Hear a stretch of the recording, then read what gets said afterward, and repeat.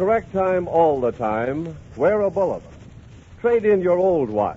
Get a liberal allowance on a new Bulliver. Any Bulliver you choose.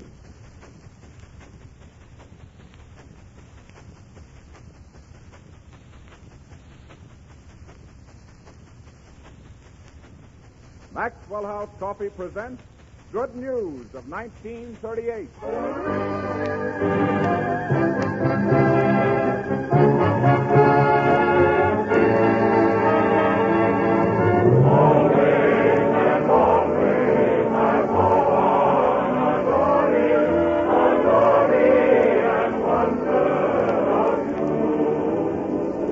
Another hour behind the scenes in Hollywood, brought to you by the makers of Maxwell House Coffee from Metro-Goldwyn-Mayer, home of the screen's greatest stars.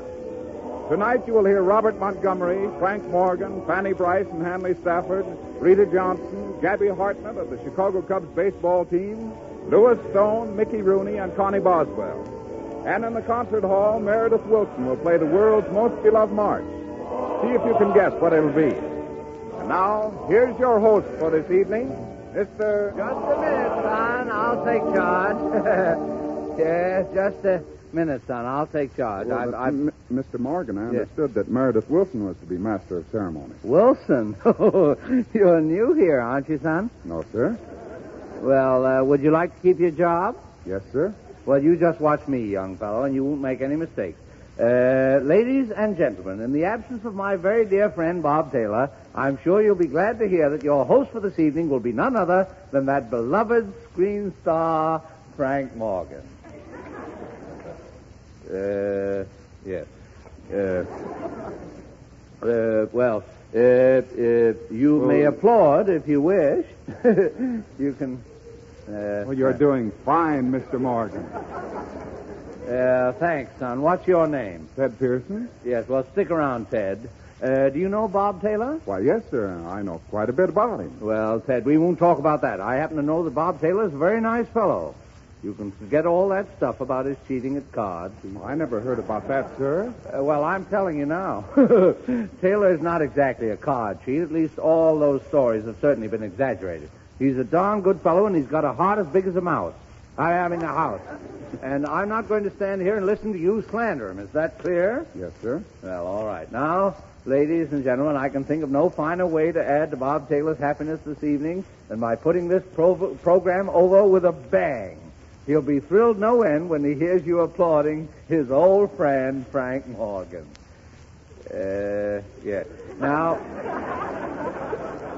it's obvious to me we'll have to have some way of coordinating this applause. Suppose we arrange a little signal. I'll give you the signal, and then you applaud. Now, here's the signal. And remember, you're really applauding for Bob, not me. Now, let's try it. Oh,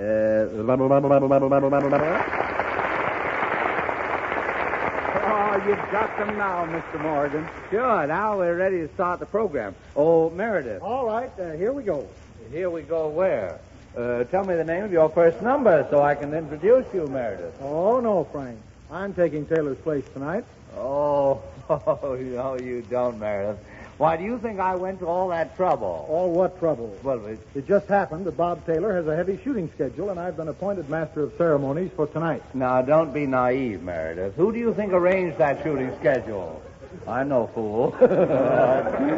Frank, you can't handle this program, and that's all there is to it. Meredith, haven't I always been a good friend of yours? Well, Frank, since you mention it, no. Well, You know darn well you told everyone I gave you a rubber check. Why, Meredith, that's not true. I just told them that my car had a flat tire last week, and if I hadn't had your check, I wouldn't have been able to repair it. It's awful the way people get things twisted. Well, just the same, I'm not going to let you be the master of ceremonies tonight. No? Why? The people don't take you seriously. You have to be impressive. Impressive.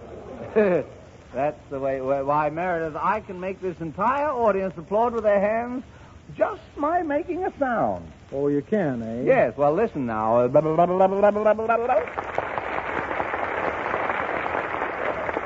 Well, I'll be hornswoggled. I'll bet it was an accident. Oh, do you think so? Well, I've got to take my hat off to you, Frank. How do you do it? Well, it's my personality, that's all. Can I help it if I'm electric? Why, audiences all over the world have been thrilled by the mere... Excuse me, Mr. Morgan. What is it, son? Well, about that applause signal you arranged for the audience. Aha. The engineer says you'll have to get a different signal because the percussion on the dial is... Here, just step outside, will you, please? Now, the first thing you have to learn in radio is discretion. You see, you get it. Ladies and gentlemen, the orchestra starts the program with Merrily We Live, from the picture of the same name. Like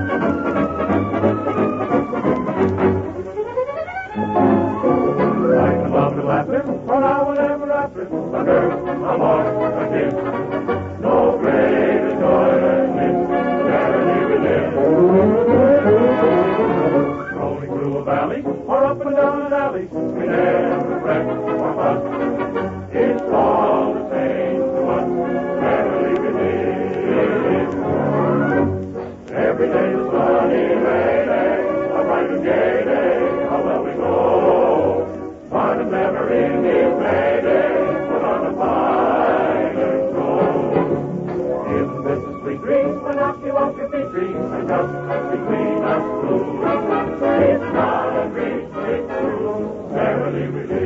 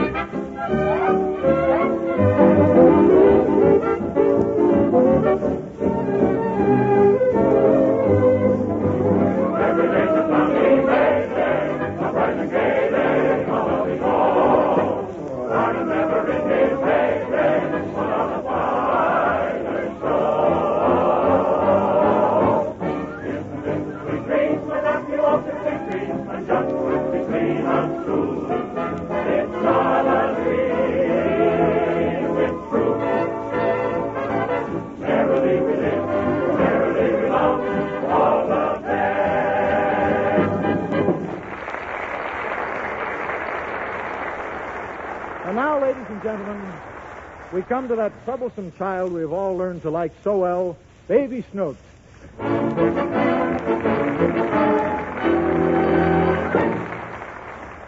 Hurry up with my tuxedo pants, Mother. I don't want to be late for the banquet. What you doing, Daddy? I'm getting dressed, Snooks, and it's time you were in bed.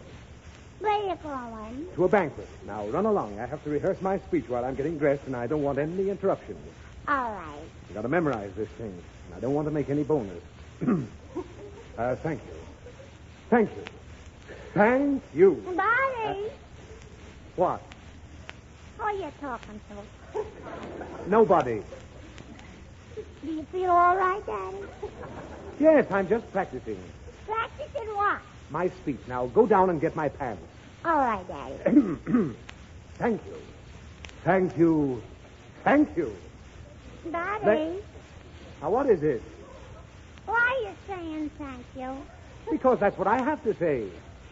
But I didn't get your pants yet. I'm not saying it to you. I'm saying it to the people. What people? At the banquet. Can they hear you? No.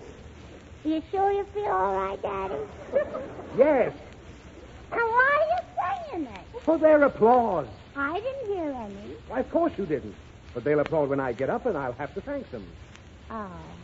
Why? Because I'm the guest of honor. Now go and get my trousers and then go to bed. All right. Thank you. Thank you. Thank you. Mr. Chairman, Mr. Toastmaster, members of the Bar Association, ladies and gentlemen, I'm indeed honored this evening that Daddy? Snooks, haven't you gone yet? No, I want to watch. Watch what? I want to watch you make the funny faces in the mirror. I'm not making any funny faces. I'm rehearsing my speech, I told you. Is that what you're going to do? Yes. In front of all those people? Yes. Without your pants? Yes. No. Will you be quiet? Uh-huh. Mr. Chairman, Mr. Toastmaster, members of the Bar Association, ladies and gentlemen, I come to What's you... a chairman, Daddy? A chairman is a man who sits in a chair. Oh. Daddy, Now what is it? does the Toastmaster sit on the toast? No. And I don't want to be bothered by you anymore. Now, I'll go to bed. I won't bother you, Daddy. Well, all right. Mr. Chairman, Mr. Toastmaster, members of the Bar Association, ladies and gentlemen, I'm indeed honored this evening. You said that before, Daddy. I know I did, but I've got to learn it Why? so I can say it. But you just said it.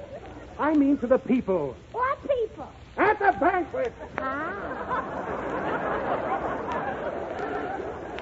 Daddy, Oh, what do you want? what's a banquet? It's a dinner the Bar Association is giving for me. Are you hungry? No, And why are they giving you your dinner? because after 12 years, I've just been made an officer. Didn't they give any dinner before? No. Oh, then you must be hungry. Oh, this dinner isn't like any ordinary dinner. Don't they have food there? Oh, of course they do. Well, what's the difference? I'm not going to stand here and explain to you. Snooks, leave this room so I can learn my speech.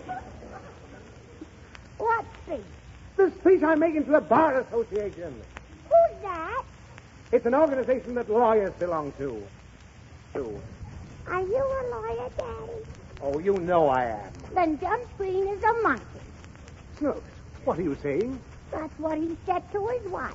Who said? Judge Green. I was playing with his little girl yesterday. Well, And the judge said if Higgins is a lawyer, I'm a monkey. oh, he did he? Well, never mind about that. Now, you go to bed. I'll show him. You ain't sick, are you, Daddy? No, I'm not. Then why are you putting your socks on your head? Oh, I don't know what I'm doing. Why? Because you're driving me crazy. Now, get out of here and let me learn my speech. Mr. Toast Chair and Barman of the Men's Association. I don't know what I'm saying. Daddy, Are you here again? I told you to go to bed. I gotta get your pants, ain't I? No, leave me alone. I'll get my own pants. Do you know where he lives? Who? The man. What man? The man with the jelly apple. Oh, what do I care about the man with the jelly apples? I want my tuxedo pants. Well, he's got them. Who's got them? The man with the jelly apple. You were supposed to take my pants to Taylor. But Taylor, he didn't have any jelly apple. Oh, good heavens. Did you really give my tuxedo pants away for a jelly apple? Uh-huh. Snooks, this is one time I'm really going to give you a sound thrashing. Oh, I'm sorry, Daddy. Oh, what's the use? Now listen, Snooks. I don't want anything like this ever to happen again. You realize what an awful thing it was to give away my pants for that jelly apple, don't you? Yes, Daddy. You do. Oh, why was it wrong? Because the apple had a worm in it.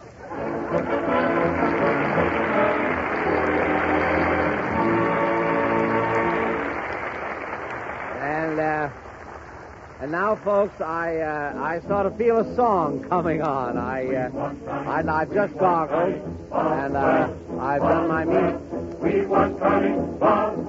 Well, what's the matter here? This is mutiny. I don't, Meredith.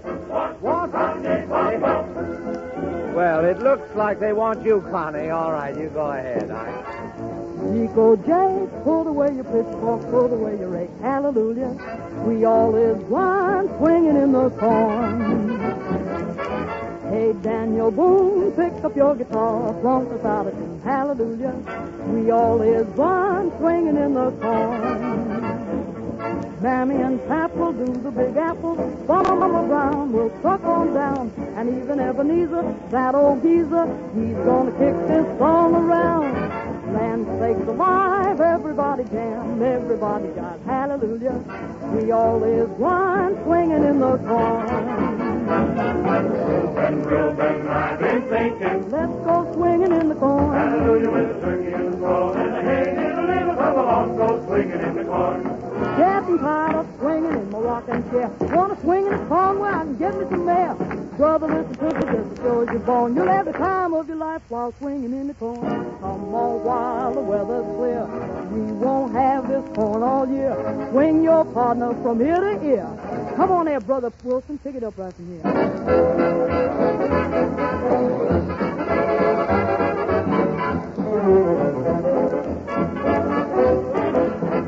don't fight, don't feud no more. No feud. All fighting days are through. Yes, sister. And now the thing to do Yes, sister. is swinging in the corn. Oh, sweet old Jay, put away your pitchfork, put away your rake. Hallelujah. We all is blind, swinging in the corn. Hey, Daniel Boone, pick up your guitar, flunk us out of tune. Hallelujah. We all is blind, swinging in the corn. Hallelujah. Hallelujah. Mammy and Papa do the Big Apple, Farmer Brown will struck on down. Even Ebenezer, that old geezer, he's gonna kick this song around. Let's make some life. Everybody stand and everybody dance. Hallelujah. Gotta run away, gotta run away. Everybody's swinging in the corn.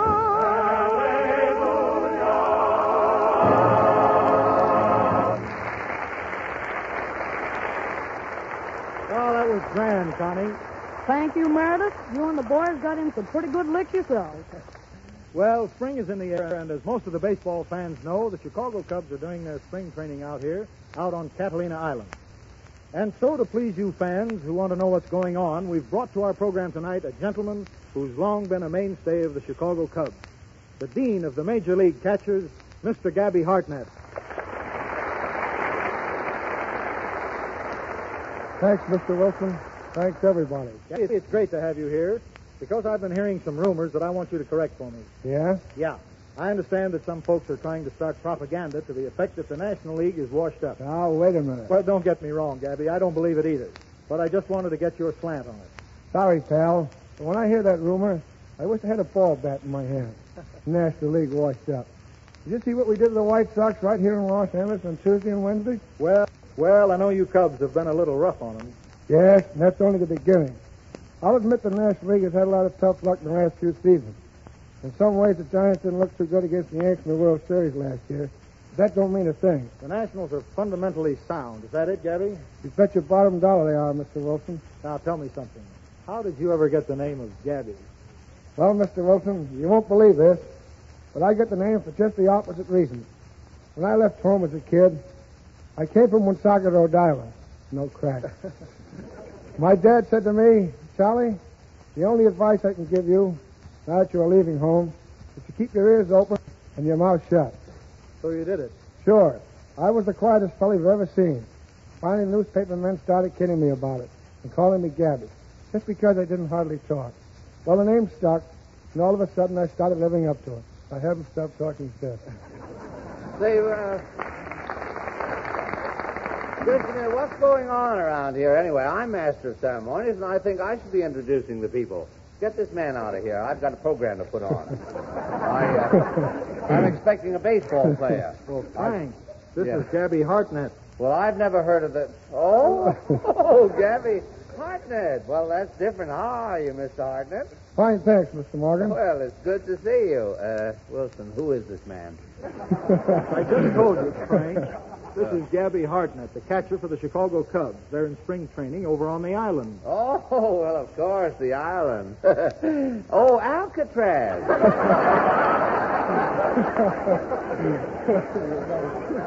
Do they have baseball there, too?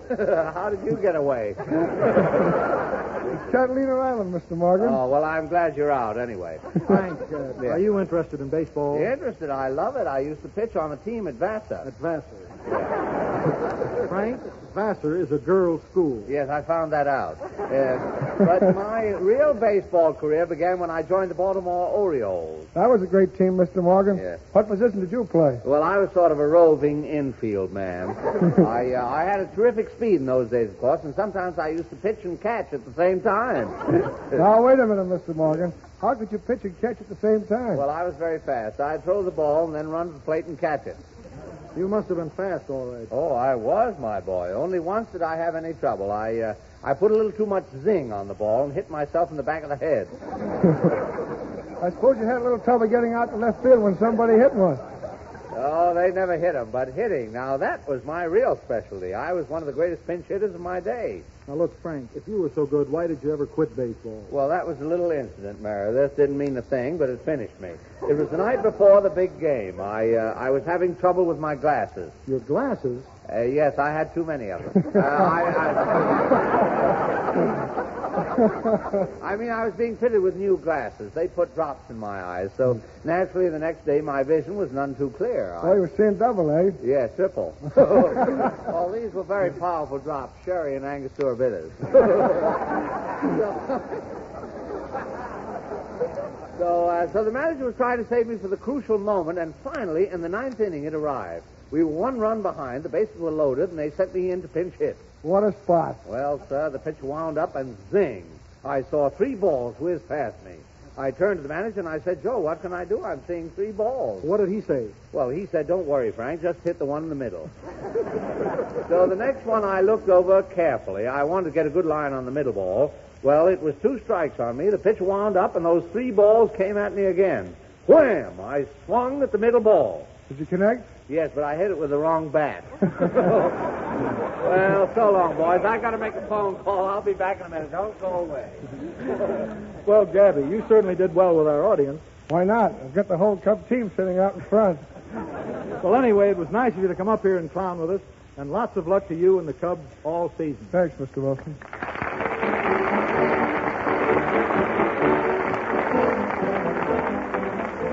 Tonight, we're going to pay a quick visit to a typical American home. Well, let's call it the house next door. This evening, and 2 couples, close friends, have just finished a rubber of bridge. Time for refreshments, and the 2 girls are out in the kitchen. Darling, would you mind making the coffee? Well, of course not. Where? Oh, here, I've got it. Oh, dear. I do hope the coffee turns out well. I know Tom's so particular about coffee. I'm careful as can be, but it does seem to vary so.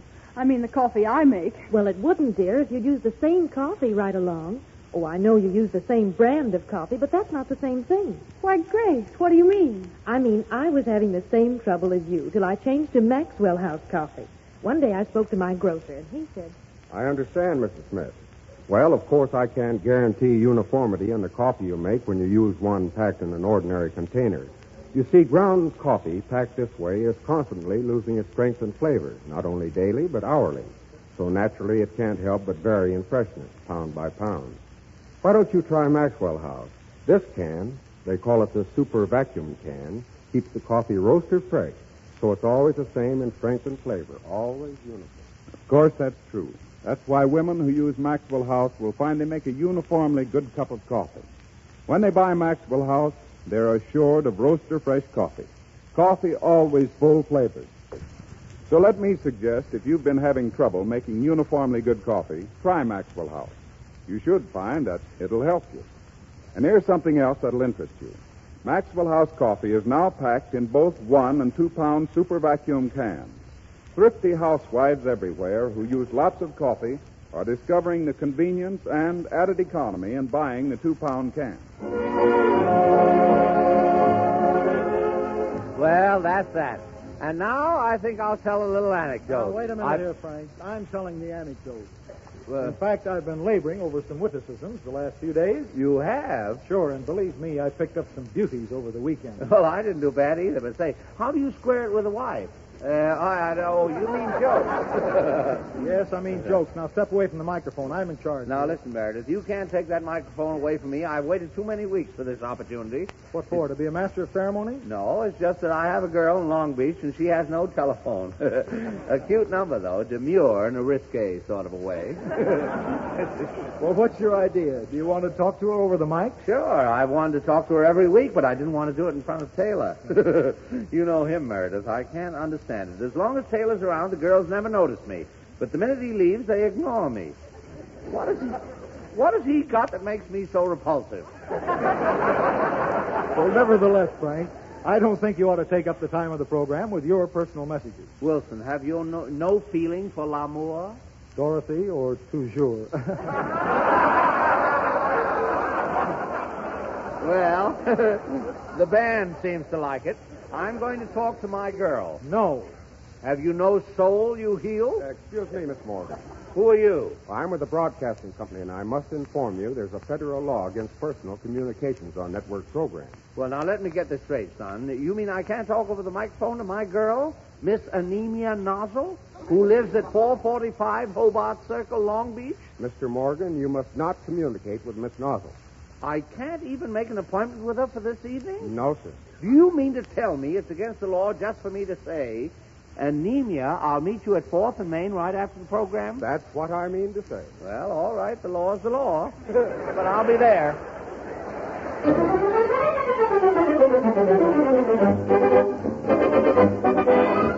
The season's biggest song hit, Tippy Tim.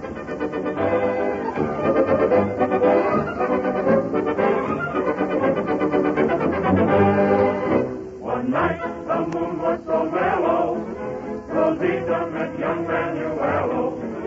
She held her like this lovely miss, then stole a kiss, this fellow. He said he was glad he met her, and soon he would come and get her.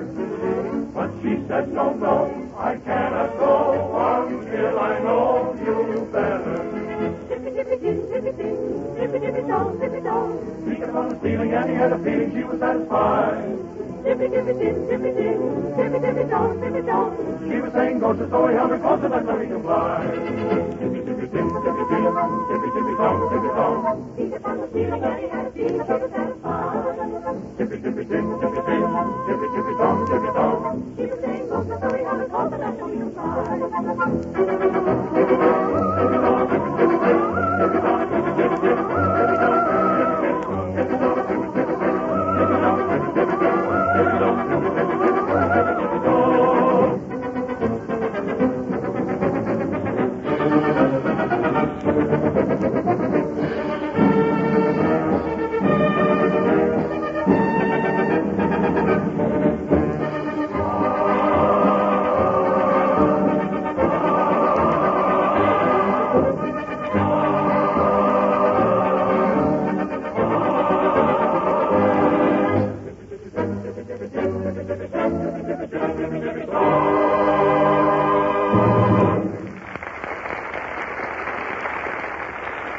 Now, in the absence of Robert Taylor, I'm very glad to welcome Robert Montgomery to our program.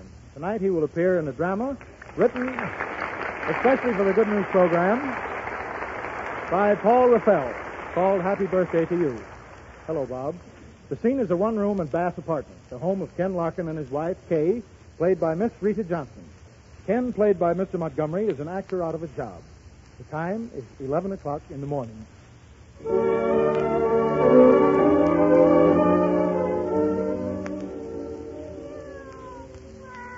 Oh, hush up, cat. You're not hungry. You just had some mackerel an hour ago. Drink your milk.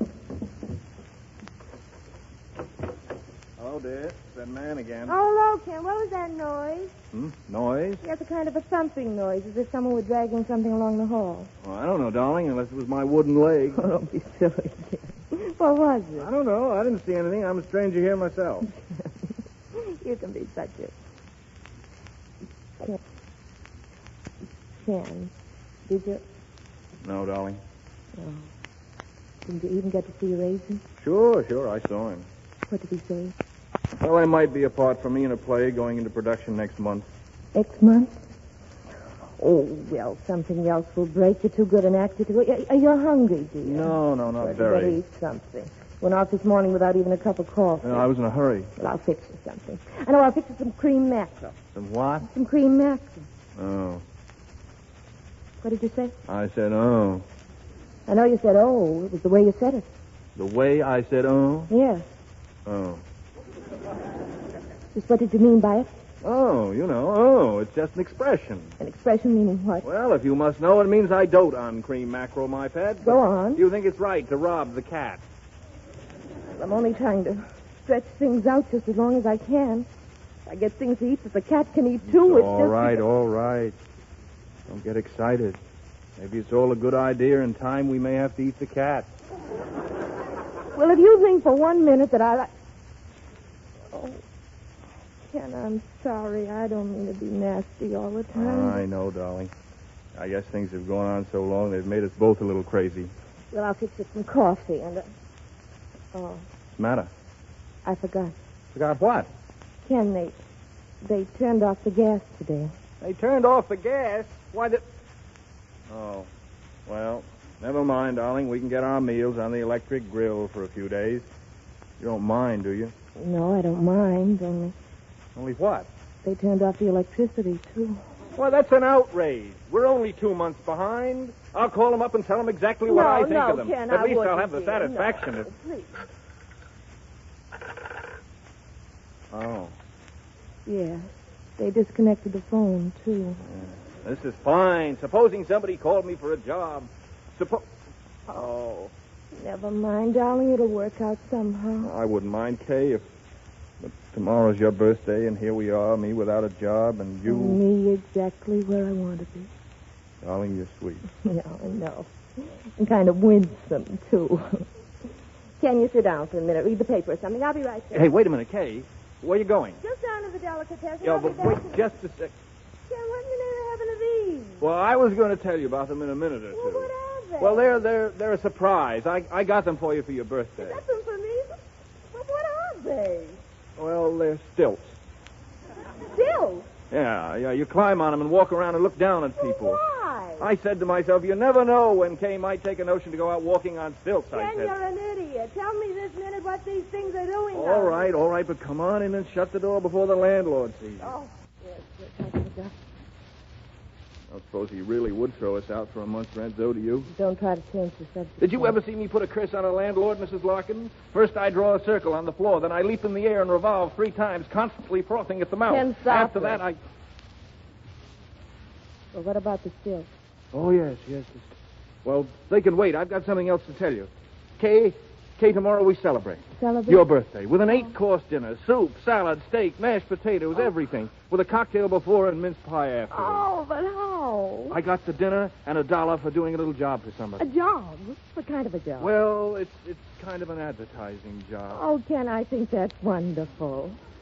It's wonderful. Who for? Well, for Mammy's old Southern Dixie Carolina plantation dining room. Who? Brown's Elite Restaurant. It's down on the corner. Oh. Well, I think that's wonderful. And Ken, Yeah? has your job for Mr. Brown anything to do with the stilt? Well, in a way it has, yes. Tell me. Well, it's a dinner, Kay, and $1 besides, and it won't be so bad. What do you have to do? Well, there's a kind of a sign that goes with the stills. It's very Oh. smart, really. It has a very beautiful and lifelike picture of a roast chicken on one side of it. Oh, Kid. and you stick your head between 2 pieces of pasteboard and... Oh, now, Kid. look, honey, don't take it that way. I wouldn't have told you about it. You a swell actor. Is that his name up in lights? Only in Brooklyn, honey, and the play only lasted 2 weeks. Oh, now, please don't cry, Kay. Oh, I'm not crying because of that. Well, then what are you crying for? Crying because you're so brave and wonderful. Oh, no, I'm not. You are, too. You're brave and you're wonderful. I'm not either. Yes, you are. All right, then, I'm brave and I'm wonderful. You want to make something out of it? Oh, darling, you're such a fool. Besides that, I think you're a little crazy. Well, all actors are crazy, my pet. They have to be, or they go mad. Let me go, darling. I must look straight. I'm going to powder my nose and get my hat and coat. Sure. Wait a minute, Kay. You don't think that you're going to... Of course I am. You don't think I'd let you go alone, do you? Why, you might fall off those things. I won't fall off. As a matter of fact, I was the champion stilt walker in our neighborhood. Besides, I had a rehearsal on him this morning in the alley. Well, I'm going with you just the But, same. Kay, you don't understand. I've got to walk up Broadway on them. Broadway? Yeah. Don't look like that, Kay. Nobody will know who I am. Mr. Brown has very kindly provided a costume and a mask to go with the stilts. Well, I'm going. There's no use talking. I'm going with you. Okay, don't be a sentimental idiot. It's just a job, and you're making something else out of It's it. not just a job. It's something you're doing because of me. And well, I'm going with you. That's all there is to it. Oh, you are? Yes, I am. Well, you're a cussed, pig-headed, perverse, and obstinate female. And I love you. Come on.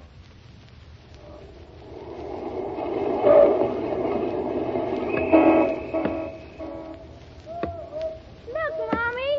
Look at the man. Isn't he funny? Hey, Hey, move along, you. Can't you see you're collecting a crowd? You guys give me a pain. Move along with you. Don't mind it, darling. Think of the steak and the mashed potatoes and the mince pie.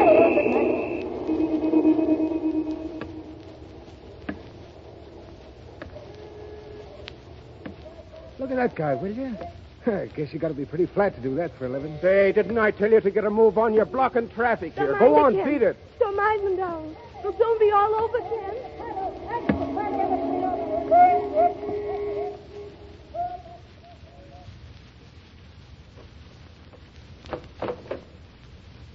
Wait a minute, Ken. I'll light the candle. All right, you can close the door now.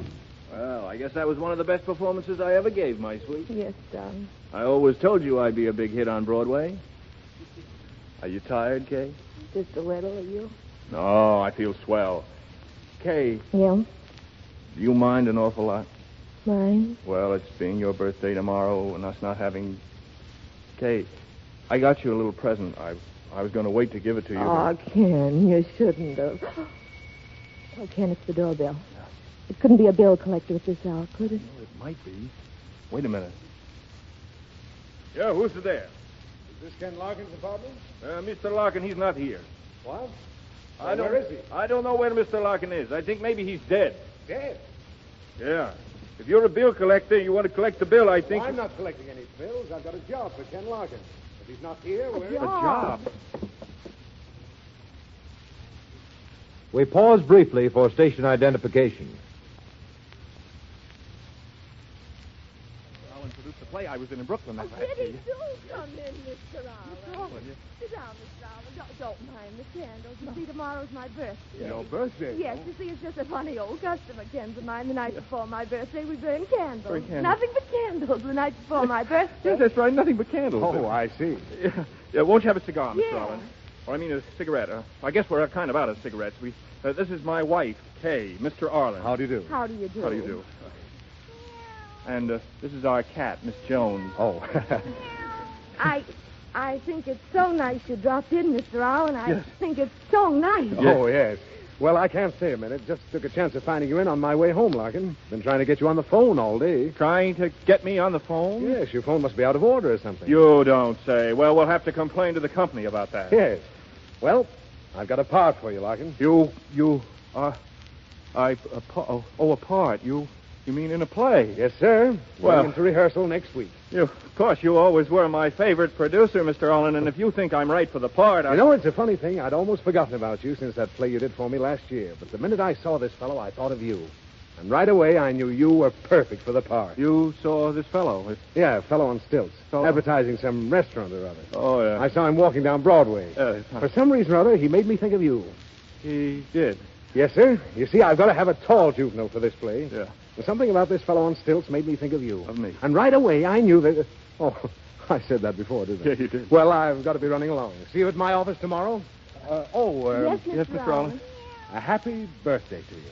Oh, thank you, Mr. Allen.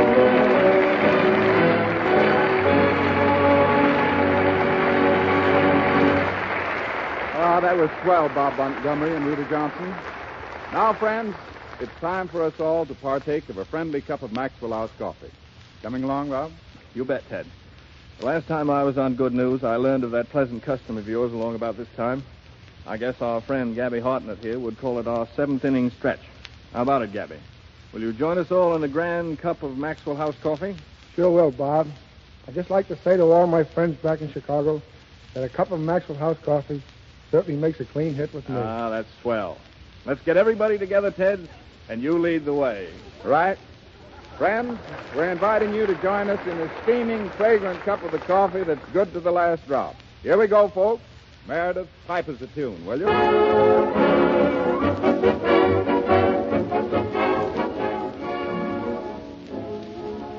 This is Frank Morgan again, continuing as master of... All right, boys. Let's What? go. Oh,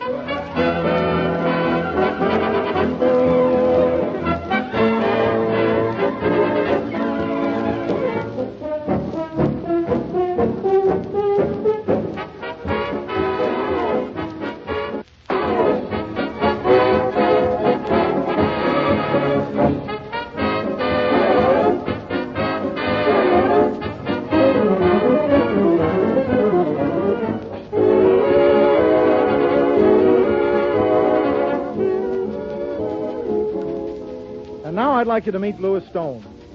He has just finished making a grand picture called Judge Hardy's Children, a picture that is a fine tribute to clean living, which I felt we needed to offset the reputation of a certain comedian on this show. Here. What's that? You know Mr. Stone, don't you, Frank? Oh, certainly. Lou's an old pal of mine. Hello, Frank. Yes. Say, I've been hearing a lot lately about you and your telephone numbers. Oh, you're interested in those too, eh? No, not exactly. You don't happen to have any spares, Judge, do you? Frank, Mr. Stone didn't come here to swap telephone numbers. He came here to tell us something about a picture. Well, if that's what he'd rather talk about, let him go ahead. I'll even be a sport and talk pictures myself if he wants. No, Frank, I don't want to talk pictures. I want to talk picture. Oh. Judge Hardy's Children. I think that's given me a bigger thrill than anything I've ever done. You mean more of a thrill than the trial of Mary Dugan in the big house? And The Secret Six, Scaramouche, and Grand Hotel? And White Sister and David Copperfield? And Treasure Island and Badman of Brimstone? Phew, say, Lou, how did you miss the birth of a nation? Well, I've made so many I'm not even sure I wasn't in that. You are sure you were in Judge Hardy's Children? Yes, Frank, that's a fine picture. One that'll be thoroughly enjoyed for its grand entertainment by every member of the family. Say, Lou, are you the star of the picture or the press agent? Well, I can't help being a booster for this one, Frank. I can't help it when I see letters like Mr. Mayer showed me this morning. Let me read one of them to you. It's from Charles Skouras, head of the West Coast Theater Circuit. Dear Mr. Mayer, may I take this opportunity to extend sincere personal congratulations to you, to Mr. Lou Wastro, Miss Kay Van Riper, and Mr. Carey Wilson for your fine contribution to the motion picture industry. The Judge Hardy series. As you know, the West Coast Circuit of Theaters plays virtually every picture produced, and we find that our patrons enjoy this new family series with unlimited enthusiasm. That's a fine compliment, Mr. Stone. It makes me want to know what the new picture is about. Well, Meredith, we anticipated that, so I brought Mickey Rooney with me. We'll do a scene from Judge Hardy's Children. Oh, that'll be grand. Mickey. Yes, Dad?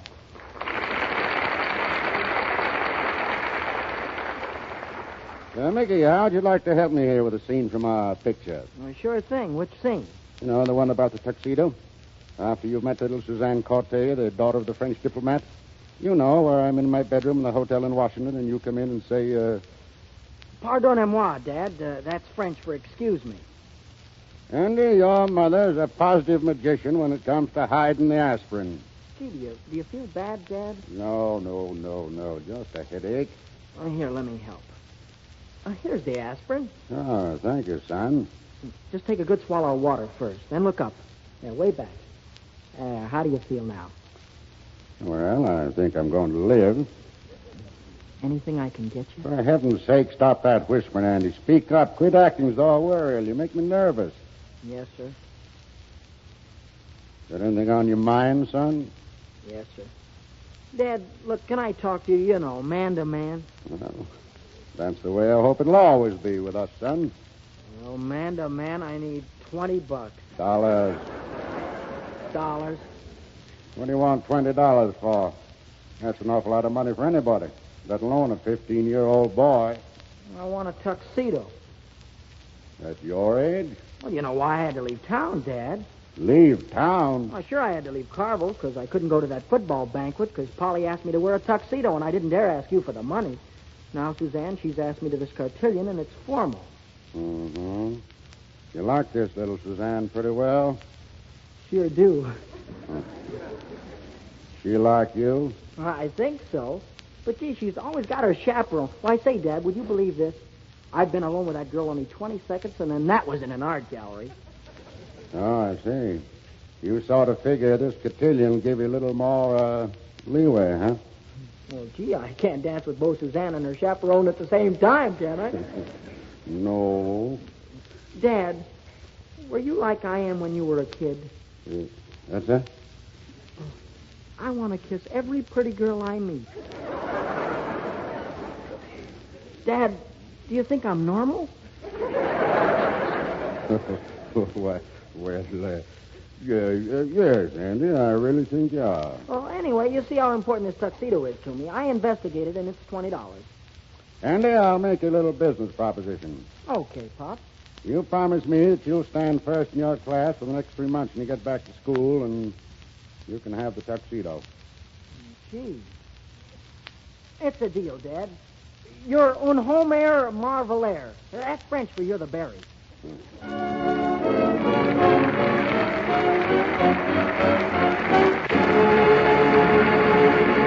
Mr. Stone and Mickey, that was grand. You know, after 20 weeks with Frank Morgan, those characters certainly sounded refreshing to me. When's the picture going to be released? Well, Meredith, that isn't in my department. I couldn't say. Well, it'll be released in over 100 key cities in your favorite motion picture theater within the next few weeks. Thank you, Mickey. Thanks, Mr. Stone. Well, thanks a lot, Mr. Stone and Mickey Rooney. Thanks a lot. And you can be sure that Mayor Wilson, the kid from the other side of the tracks in Mason City, Iowa, is going to be one of the first to see it. Now, there's a song that's been a tremendous hit this spring, ladies and gentlemen. I've heard several top-flight songwriters say it's the greatest popular lyric ever written and that the tune fits it perfectly. You'll hear it again now, sung by our own Connie Boswell as only she can sing it. Thanks for the memory. Thanks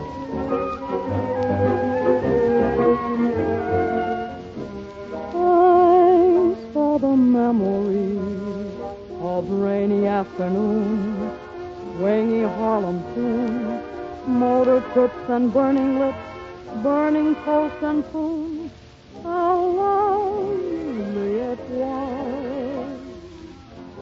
Thanks for the memory of candlelight and wine, castles on the Rhine, your cozy chair and parties where we sang Sweet Adeline.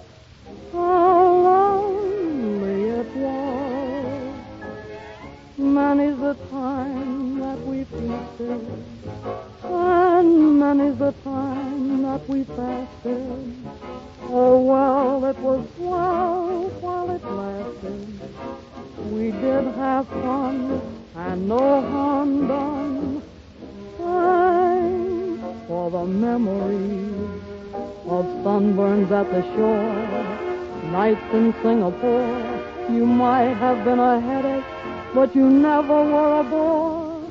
So thank you so much.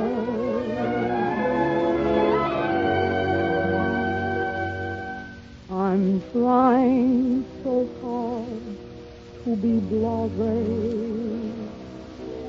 but I just can't go on this way. Playing a role that I know isn't real. Deep in my soul is the way that I feel. We said goodbye with a highball. I tried to drown my sorrow, for I knew there'd be no tomorrow. My hopes are gone, but my dreams will live on. So thanks for the memory of kisses in the hall, that final curtain call. But it's better to have loved and lost than never to have loved at all. Farewell, sweetheart, and bless you. I'll be around if you should call. Goodbye and thanks.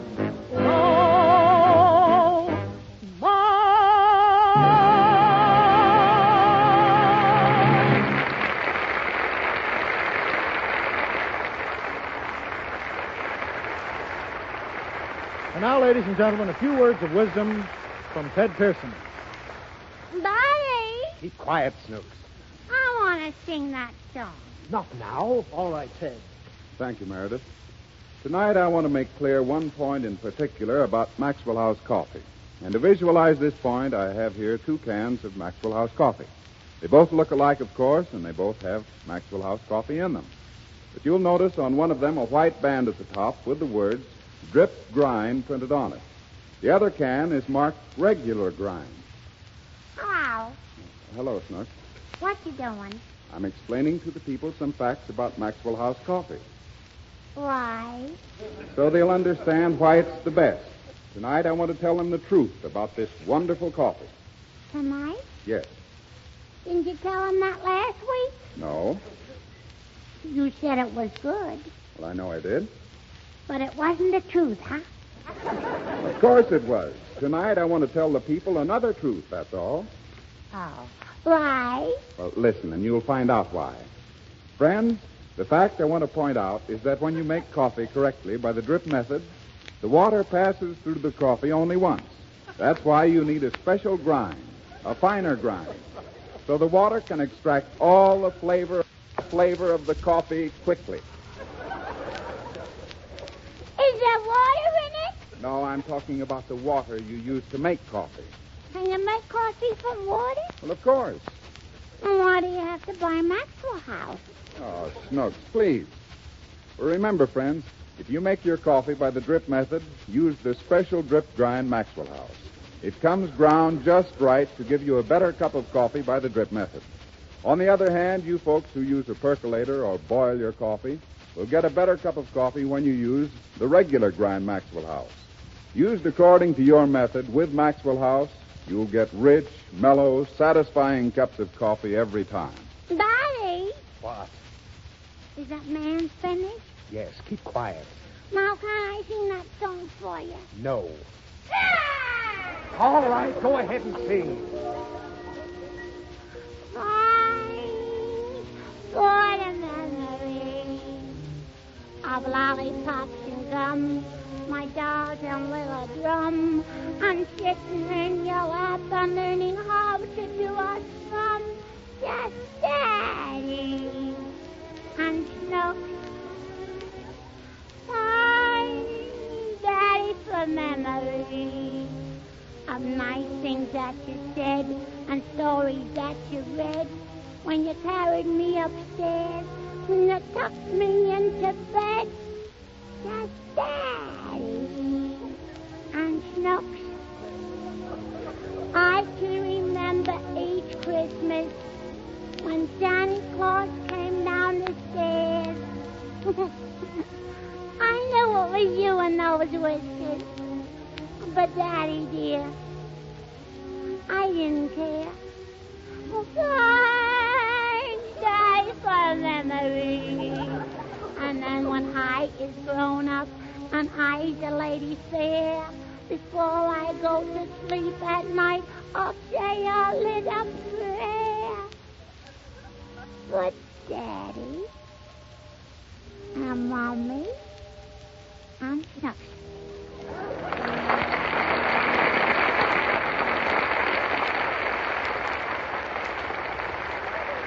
Oh, Meredith, did you make that arrangement yourself? You bet I did, Frank. Well, no matter what anybody tells you, keep on making those arrangements the way you like them.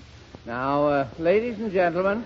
Go away, Frank. I told you before that I'm handling the announcement. Meredith, now, don't say that. When you're talking to me, you're talking to the greatest announcer at large. But you haven't had any experience. Well, I don't need it. I've been listening to the radio for years. Pretty bad, too, isn't it? I say, Wilson, last week I heard the tail end of a program called Good News of 1938. And I want to tell you that Frank, that was the... Frank, What? Ixnay. That's our program. Oh, well, what do I... It's our program. Oh, that was great, wasn't it? Well, it will be if you'll go away and let me handle the announcement. But, Meredith, I'm so good I can pick up speeches on the spur of the moment. Go on. You'd be helpless without a script. Oh, Meredith, you don't know the real Morgan. No. I can talk for 5 minutes on any subject in the world. What? Stuff and nonsense. You Yes. couldn't even pass the test they give the junior announcers. They make them talk for 1 minute without a script. Well, give me any subject now. Okay. Yes. Imagine you're announcing a race program at Santa Anita. Oh, Meredith, you're playing right into my hands. That race stuff is my dish. All those technicalities, the paddock, why... Take it away, Morgan. We're on the air for a minute. Well, right. Ladies and gentlemen, this is Frank Morgan ad-libbing to you from Santa Anita Park. It's located in Santa Anita, California, right near the Santa Anita racetrack. Santa Anita. The place is full of people. And there are horses. Yes, sir. I wish you could all be with us here at Santa Anita today. The track is, there it is. It's round. The people are all dressed. They've got the most, they're in clothes. And, by the way, I never saw so many people. There's a great crowd here today. It's a great crowd. Yes, sir, it's a great crowd. How's the time, Meredith? 30 seconds to go. Oh, 30 seconds. Well, here we are still at Santa Anita, ladies and gentlemen. Two more people just came in. Oh, and there's two more. They're coming in by twos and threes now. Yes, sir. The track, there it is. It's right in front of us. And behind us, there's a lot of cars parked. There's an awful lot of, plenty of, there's cars. You should, yes, sir. There are a few taxis, too. There's a lot of celebrities here. If I can get one of them to come up with the mic, I will, but I don't see any just now. There's a lot of people, though. There's certainly, yes, sir. Time, Frank. Oh, well, there you are, Meredith. I hope that convinces you. I'm convinced. We'll let the announcer announce. In the MGM Concert Hall tonight, Meredith Wilson continues his new series of music pieces with the most beloved march melody ever written. Did you happen to guess its name? It was composed, of course, by John Philip Sousa, the March King, with whose famous band Meredith was once a featured soloist. He presents now The Stars and Stripes Forever.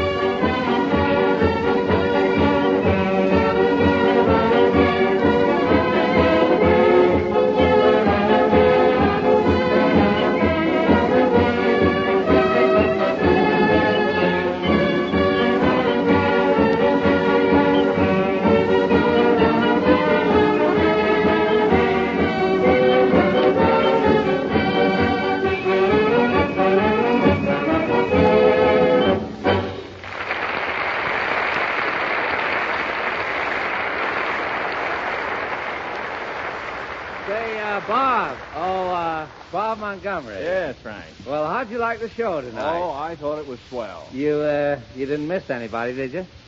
No, I don't think so. Now, Bob, I don't want any flattery, but how am I as master of ceremonies? Frank, you're terrific. You bet I am. I think you're superb. You bet I am. In fact, I think you're mediocre. You bet I... What?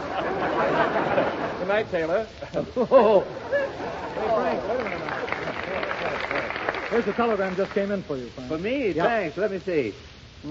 Well, it's from Bob Taylor. Well, what does he say? Well, he says, Dear Frank, program fine. You did great job. Stop. By the way, don't trouble to come to 4th and Main tonight. I'm meeting your girl, Anemia.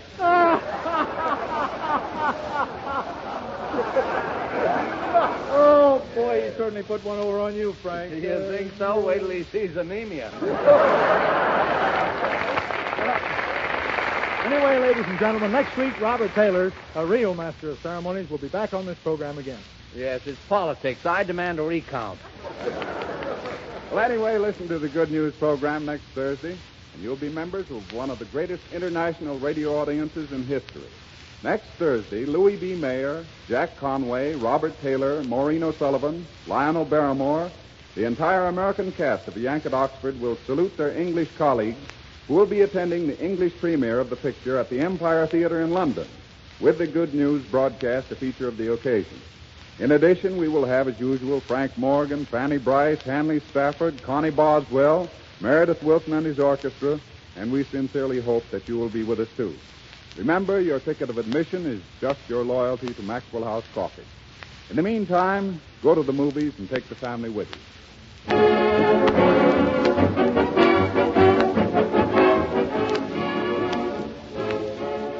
Heard on tonight's program were thanks for the memory from the big broadcast of 1938, Swinging in the Corn from Radio City Rebels. This is Ted Pearson saying good night and good luck for the makers of Maxwell House. Coffee that's always